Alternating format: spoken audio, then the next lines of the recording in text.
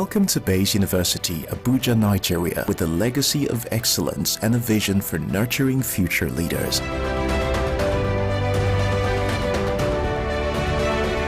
Bayes University is in a league of its own. We're all about our people, processes, and technology. Bayes is one of the highly rated universities in Nigeria in terms of product quality standards. We don't just produce graduates, but groom people into employers of labor. And it has made us understand that learning is all about three things. We learn, we unlearn, and we relearn. Bayes University Hospital offers a range of specialized services equipped with the latest technology, manned by a team of trusted professionals. And now, our vision extends beyond our walls with the Baba Ahmed University in Kano following our lead. Join us at Bayes University and invest in your future today. Bayes University is the institution that you will get the best value for money education in Nigeria. Bayes University. Learn to live.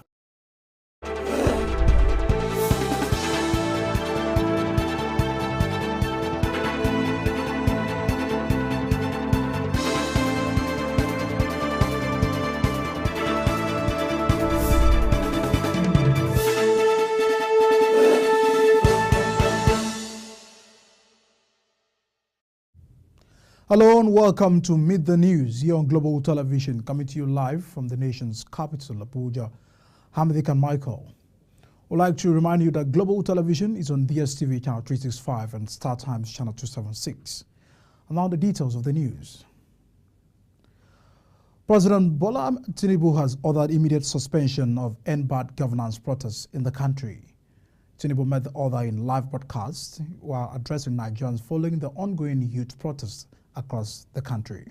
The president advised Nigerian youth to create room for dialogue, noting that violence and destruction of properties will not solve the problem. But President Bola Tinubu says that the federal government has released 570 billion naira to the 36 states of the federation to expand livelihood support to Nigerians. Speaking during a national broadcast to Nigerians as a result of the hunger protests embarked upon by the citizens, our president added that while the 600,000 businesses have benefited from the federal government non-grant, an additional 400,000 more nano businesses are expected to benefit. Meanwhile, President Bola Tinubu says he has ordered the release of an additional 50 billion naira for the student loan scheme. Tinubu disclosed this in a nationwide broadcast to Nigerians. It says that following the nationwide protest staged by some youth in the country, necessitated the protesters demanding the return of the fuel subsidies and reversals of other policies of the administration, which they claim are anti-masses. While calling on the protesters to suspend the protest, the president described his administration as youth-friendly, as it has initiated programs such as a student loan scheme to support the youth population. Meanwhile, the presidential candidates of the Labour Party in the 2023 general elections, Peter Obi, has expressed grief over the death of several Nigerians. He said on his X handle that the protesters died in the battle for a better Nigeria and expressed hope that their legitimate demands will be addressed and Nigeria will improve. A president in a nationwide broadcast to Nigerians on Sunday morning disclosed that even though the decision to remove fuel subsidy was painful, it was necessary because it has constituted news around the economic jungle of our nations and impeded economic development and progress. The main opposition People's Democratic Party, PDP, says President Bola Tinubu's silence in the face of what the party calls crippling nationwide NBAD governance protests by Nigerians is sending a dangerous signal to Nigerians. National Publicity Secretary of the party, Depo Alojugun, demanded that the president immediately address Nigerians on urgent steps to reduce the price of petroleum products and stem the fall of Naira and ensure speedy provisions of food, among other critical issues, so as to revamp the productive sector, which will stimulate employment and restore stability in the polity. The leadership of the Pan-Niger Delta Forum, PANDEF, has commended the people of the Niger Delta, particularly the youth, for their peaceful conduct during the ongoing NBAD governance protests. The group emphasized that the protesters have successfully made their voices heard. In a statement, the National Public Secretary of the Forum, Dr. Ken Robinson, praised the ethnic youth organizations, community-based groups, civil society groups, the activists, ex-agitators and the youth for maintaining peace in the region amidst the nationwide protests. Our Chief of Defense Staff General Christopher Musa has appealed to Nigerians to be civil and peaceful while exercising their right. He also warned those who may want to hide under the guise of protest to perpetrate violence to resign their decisions. The defense chief gave the warning and appeal while briefing newsmen on the ongoing nationwide protests, hunger and bad governance at the defense headquarters in Abuja. Our correspondent Kikelo Makere has more. The Chief of Defense Staff General Christopher Musa noted that the security operative, especially the police, have been very professional in handling the protest, calling on Nigerians to show understanding with the federal government. We want to appeal to Nigerians to understand that the federal government is doing the best it can for the country. The federal government, the present regime is just there for less than 1 year, and it is not possible for them to have solved every financial, economic, security situation within 1 year. The Chief of Defense Staff further stated that the military will not fold its hands and watch the country drift into anarchy, pointing out that the military is watching and will step in if the situation gets out of Nigerians. Just to give an update as to the situation that's ongoing, we're all aware of what happened yesterday. The government have actually shown its own commitment by upholding its promise to allow people to associate freely without any rancor. But I'm sure everyone is disappointed with the outcome. He added that the government is doing its best to address the economic situation in the country, urging the citizens to hold the local and state government more accountable. Kike Lomo Okeri, Global Television News. The Arewa Concerned Citizens Forum has backed the Chief of Defense Staff General Christopher Musa's call for media blackout on the ongoing nationwide protests.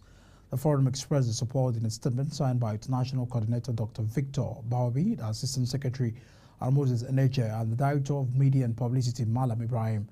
The CDSR had previously asked both international and local media to stop covering the 10-day nationwide protests, which began on Thursday. Musa, who made the call during a press conference in Abuja, argued that many of the protesters were attention seekers who wanted moments in the media. And our Sokoto State Police Commander Ali Kaigama the commissioner has confirmed the arrest of over 81 people during the first day of the nationwide hunger protests. The command's spokesperson, ASP Ahmed Rufa'u, disclosed this in a press statement which was made available to newsmen, assures adequate security and urges the good people of the Caliphate to avoid any form of criminality before and during the protest. The statement added that the residents have right to protest but frowned at the destruction of public infrastructures, as violent protesters will be arrested for destruction of public property and will be cast to face the full wrath of the law. Now, Minister of Steel Development Shaibu Haldu has appealed to Nigerians to suspend the nationwide protests against hunger and poverty. Shaibu made the call in a statement issued by Special Assistant in Media Lizzie Okoji in Abuja, urging Nigerians to embrace dialogue in addressing all their concerns regarding the difficulties being faced in the country. The city of Kano has remained calm following the decision by the state government to impose a 24-hour curfew on the state after the protests against hunger that turned into violence and massive looting of public properties across the state capital. The situation compelled Governor Ba Yusuf to impose a 24-hour curfew on the state to prevent the further spread of massive destruction and looting, as well as to protect lives and property. The mayhem, which was carried out by hoodlums during the first day of the protest, has brought the socio-economic activities to a standstill, as law-abiding residents had remained indoors to avoid the possible attacks from miscreants. The Federal Capital Territory FCT Police Command has called the medical personnel to report anyone with gunshot wounds to the police. The command said it engaged some hoodlums in a fierce gun duel, with many of them escaping with gunshot injuries, adding that the hoodlums had taken advantage of the hunger protests to embark on massive extortion and assault on innocent citizens across the Lube end of the FCT. The Nigeria Labour Congress NLC says that alleged penchant for wealth by state governors was responsible for their unreadiness to pay the new minimum wage. This is just as the NLC said the state governors have no excuse not to pay the 70,000 minimum wage. According to NLC, if governors can pay themselves the same amount of salaries, it is must for every one of them to pay the new minimum wage. And our Nobel laureate Wole Soyinka has abused the minds of the public regarding the misconceptions about the pirate confraternity, saying that the registered association is not a bloody thirsty secret code, but an association founded to push for justice and advance the betterment of the country. The world-renowned scholar discloses at the 26th annual Wole Soyinka lecture organized by the National Association of Sea Dogs, otherwise known as the Pirate Confraternity, to mark the 90th birthday of Soyinka, who alongside the 6 other undergraduates of the University of Ibadan founded the group in 1952. You're watching Midday News coming to you live from Nigeria's capital Abuja. We're on DSTV channel 365 and Star Times channel 276. Kindly follow us on all social media platforms using @Global TV NG and other handles now showing on the screen. When Midday News returns, Nigeria's exchange rate depreciated by 6.43% in July, despite the CBN's FX sales. We'll bring you these and many more stories right after this break. Do stay with us.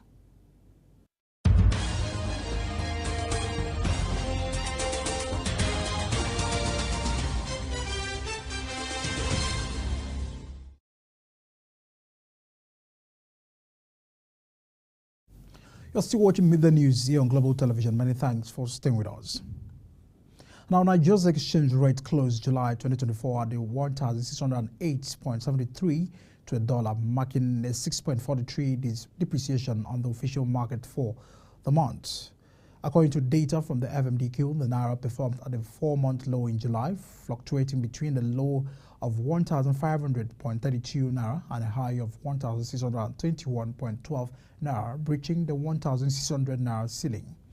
The depreciation occurred despite the effort of the Central Bank of Nigeria to save the official market from liquidity through the dollar sales. And now the Nigerian Civil Aviation Authority has clarified that it has neither suspended nor halted the Arik Air's flight operations. The airline's flight continues as scheduled and its ability to operate its remaining fleet remains unaffected. This clarification was provided in a statement signed by the authority's Director of Public Affairs and Consumer Protection, Michael Achiwendu, in Abuja. It stated that the Nigerian Civil Aviation Authority is duty-bound to comply with the court order attacking the Arik Air aircraft following the determination of its case at the Supreme Court, ensuring that compliance with regulatory and safety standards. Now, central bank governors in Africa have expressed their concern over the rising cost of borrowing by African nations, stressing that the efficient development of the continent cannot be achieved at the current rate.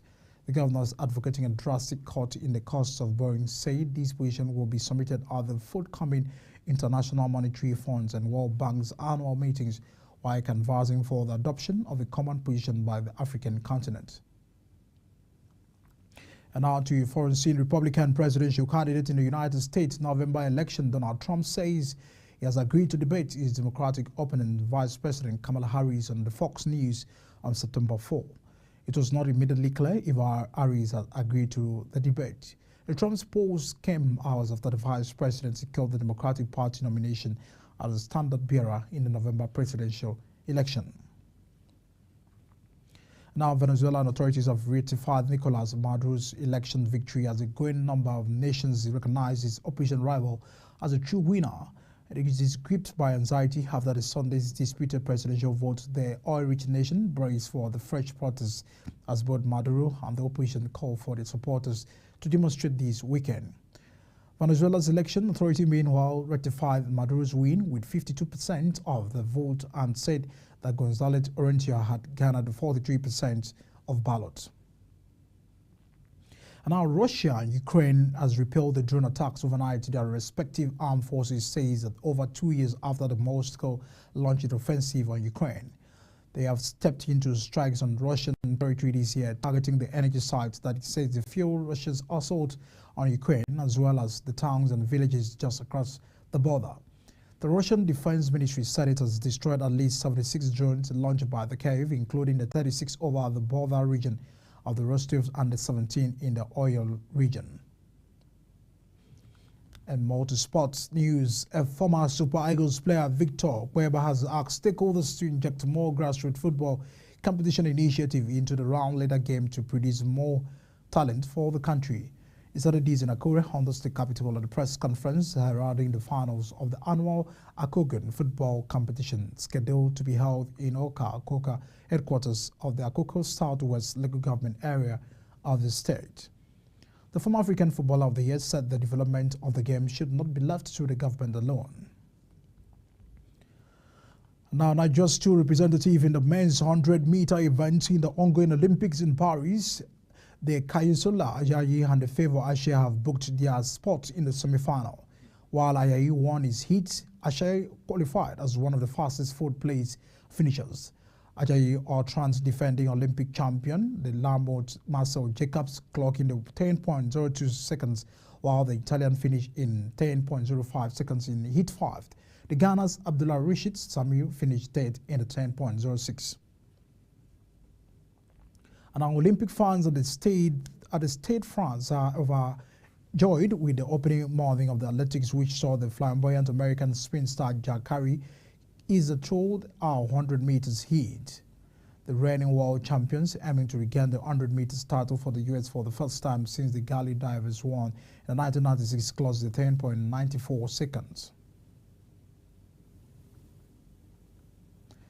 And that's the package on Midday News coming to you live from Nigeria's capital, Abuja. We're on DSTV channel 365 and StarTimes channel 276. Kindly follow us on all social media platforms using @Global TV NG and other handles now shown on the screen. I'm Medical Michael. Many thanks for staying with us and watching Midday News. See you again.